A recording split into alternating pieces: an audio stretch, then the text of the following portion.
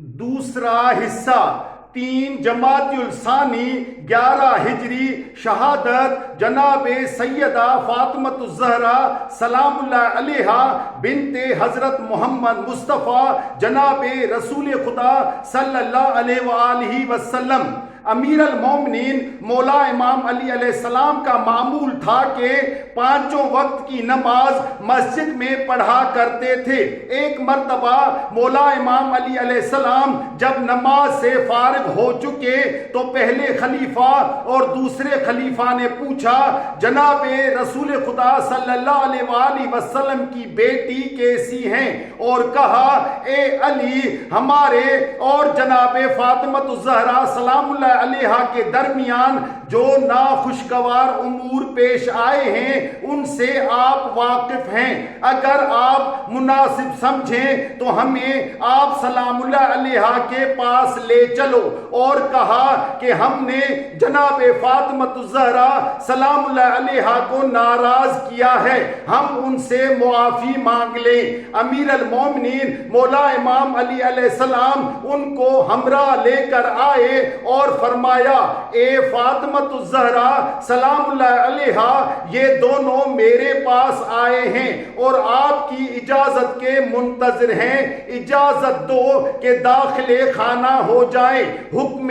امیر المومنین مولا امام علی علیہ السلام سے اجازت تو دے دی، لیکن جب یہ داخل خانہ ہوئے تو جناب فاطمۃ الزہرا سلام اللہ علیہ نے دیوار کی طرف منہ پھیر لیا اور سلام کا جواب تک نہ دیا۔ ایسا کئی مرتبہ ہوا، پھر مجبوراً جناب فاطمۃ الزہرا سلام اللہ علیہ نے امیر المومنین مولا امام علی علیہ السلام سے فرمایا، اے علی، چادر کو کشادہ کر دو، اور پاس کی عورتوں سے فرمایا، میرے چہرے کو موڑ دو۔ جب ان عورتوں نے آپ کا چہرہ موڑ دیا تو وہ دونوں پھر سامنے آئے۔ پہلے خلیفہ نے کہا، اے بنت رسول اللہ صلی اللہ علیہ وآلہ وسلم، ہم آپ کے پاس آپ کو راضی کرنے اور آپ کے غصے سے بچنے کے لیے آئے ہیں۔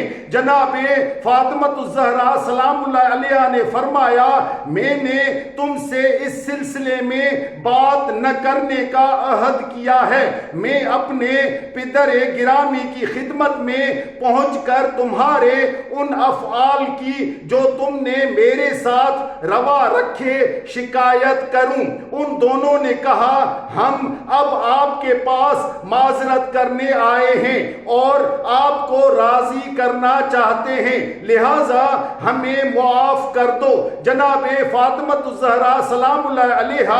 امیر المومنین مولا امام علی علیہ السلام کی طرف متوجہ ہوئی اور فرمایا، میں ان دونوں سے بالکل بولنا نہیں چاہتی، صرف ایک بات آپ ان سے پوچھئے جو انہوں نے جناب رسول خدا صلی اللہ علیہ وآلہ وسلم سے سنی ہے، پس اگر انہوں نے سچ کہا تو جو میری رائے ہوگی اس ہی پر عمل کروں گی۔ ان دونوں نے کہا، ہم خدا کو گواہ کر کے کہتے ہیں کہ ہم حق کہیں گے۔ جناب فاطمۃ الزہرا سلام اللہ علیہ نے فرمایا، اچھا، میں خدا کی قسم دے کر تم سے پوچھتی ہوں کہ کیا جناب رسول خدا صلی اللہ علیہ وآلہ وسلم نے تم دونوں کے سامنے یہ نہیں فرمایا تھا کہ فاطمہ میرا ایک ٹکڑا ہے، میں اس سے ہوں، وہ مجھ سے ہے، جس نے اس کو اذیت دی اس نے مجھ کو اذیت دی، جس نے مجھے اذیت دی اس نے خدا کو اذیت دی، اور جس نے میرے مرنے کے بعد بھی اذیت دی تو ایسا ہی ہے کہ جیسے اس نے اس کو میری حیات میں اذیت دی، اور جس نے اس کو میری حیات میں اذیت دی یہ ایسا ہی ہے جیسے اس نے اس کو میرے مرنے کے بعد اذیت دی۔ دونوں نے کہا، ہاں،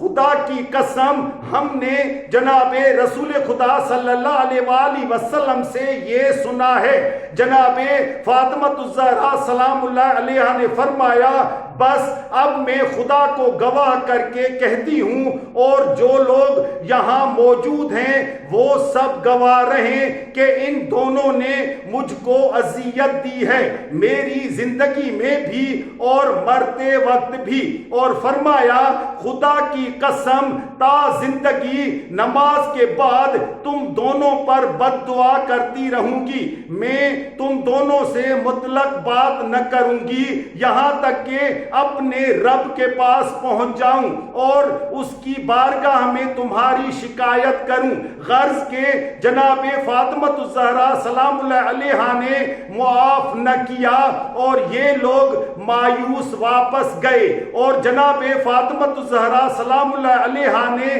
تا حیات ان لوگوں سے کلام نہیں کیا۔ اس کے بعد جناب فاطمۃ الزہرا سلام اللہ علیہا کو آپ کی شہادت کی خبر من جانب اللہ دی گئی۔ جب آپ کے مرض میں شدت ہوئی تو آپ سلام اللہ علیہا نے امیر المومنین مولا امام علی علیہ السلام کو بلایا اور وصیت کی۔ آپ نے فرمایا مجھے خود غسل دینا، کفن پہنانا، میرے لیے تابوت تیار کر دیں جس کی ساخت مجھ کو ملائکہ نے بتائی ہے، میرا جنازہ رات کو اٹھانا، جن لوگوں نے مجھے ستایا ہے ان کو میرے جنازے میں شریک نہ ہونے دینا، میرے بعد شادی کرنا تو ایک رات میرے بچوں کے پاس اور ایک رات اپنی بیوی کے پاس گزارنا۔ علامہ عبد البر لکھتے ہیں کہ جناب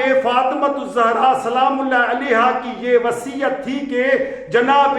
رسول خدا صلی اللہ علیہ وآلہ وسلم کی ایک بیوی بھی شریک جنازہ نہ ہونے پائیں۔